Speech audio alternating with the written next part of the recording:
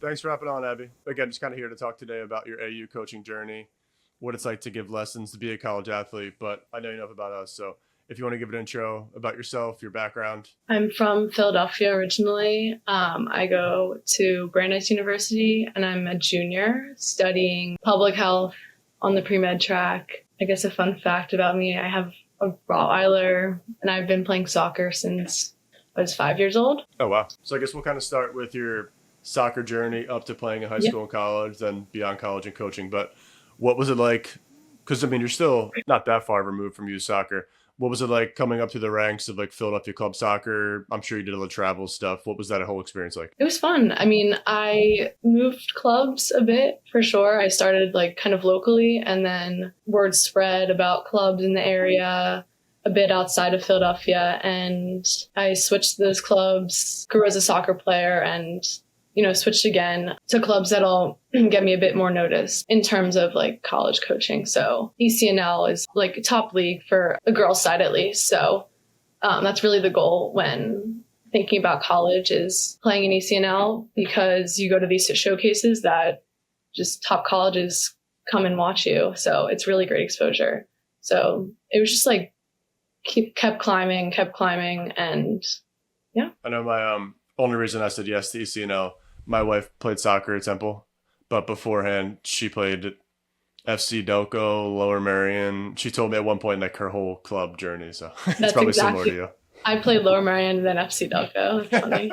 Just literally exactly. Yeah. What about like actually like playing on those teams and going through it? Did you enjoy it? Did you feel like it was like too much or a lot at sometimes? I know it's, the recruiting process is crazy nowadays, but was it actually like being a young soccer player? In the beginning, it was just fun. It's like I go to practice, I see my friends, I play soccer, I get some energy out. And then as I got into high school, it was a bit more stressful because, there's people around you just talking like, what college are you looking at? Or like, that kind of thing. And there was a bit of like a rough road. I was like, I don't know if I want to play college soccer. Like it's a lot, but I was just in it and I was like set up on the right track to be exposed to these college coaches. Emailing coaches is a lot. Honestly, what stayed pretty consistent for me was like having my teammates as like a backbone. And I think I've been really lucky to form great friendships on my teams, which I think a lot of girls like may have not had, or even coaches as well. Like having a really great coach can be a game changer. If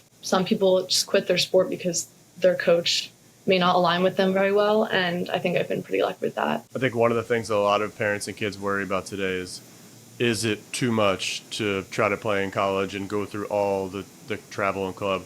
So it sounds like you don't regret it, but you had some hard times, and the one thing that kind of kept you going was your friends and the teammates and like having good people with you.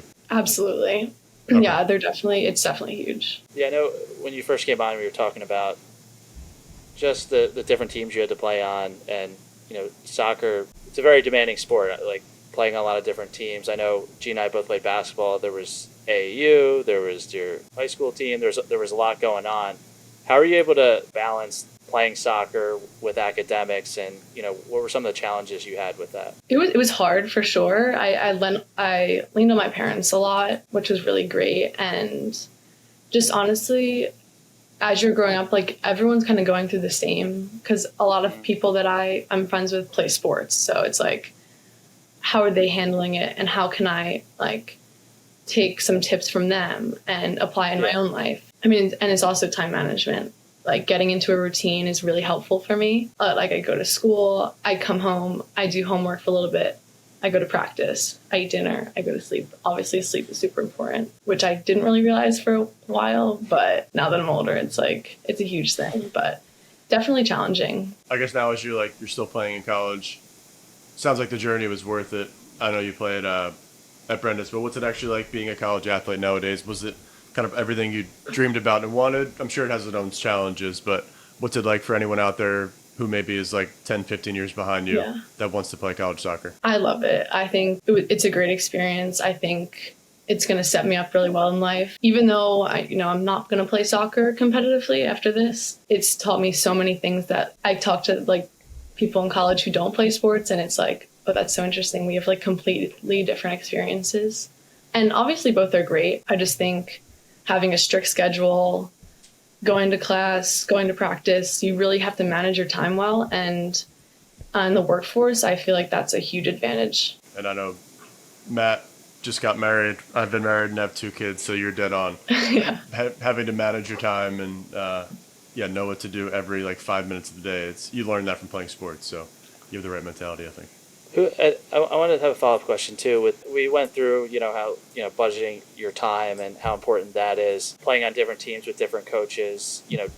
Different coaches have different personalities. Some may be better suited for an athlete. But being an athlete, how do you handle? I know from playing basketball in college that you hear frustrations in the locker room sometimes when people aren't getting playing time that they want. But what would be like a piece of advice that you'd have to a younger athlete who's maybe not happy with his time, that his playing time and those type of things? I feel like that's one of the bigger frustrations on being an athlete. Yeah, that's definitely a huge thing, especially as you get older, because it's less prioritizing fun and like everyone wants to play and everyone's playing. It's like, it's pretty strict and competitive.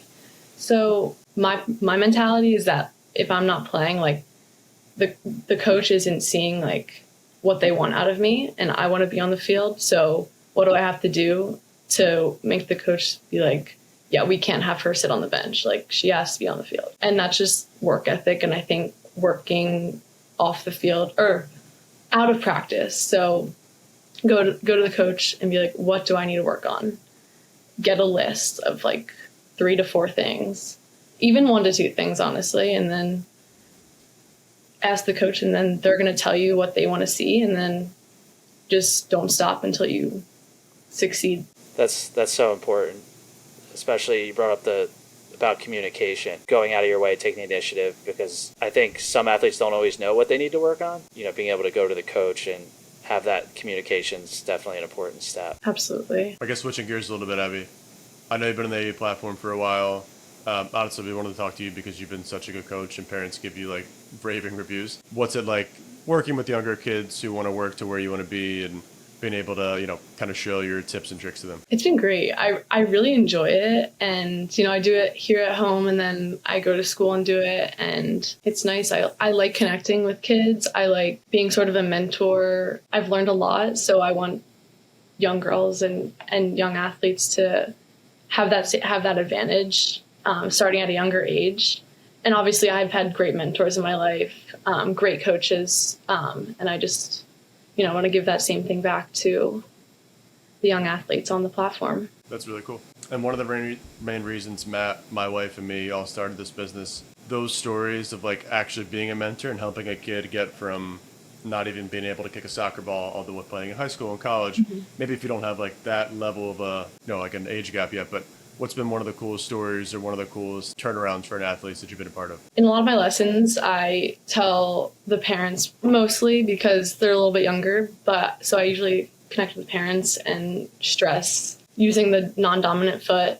And in my sessions, I like really, do extra reps on, usually it's the left, but extra reps on the left foot, get it the same. It's hard. It's frustrating because you're not as good as your dominant foot. So for young kids, it's like, I want to do well. So it's like, they don't want to fail and not be as good with their left foot or the right foot. One of the girls I coached, her mom reached out to me and said she scored a goal with her left foot. And I was like, yeah, it works. That's awesome.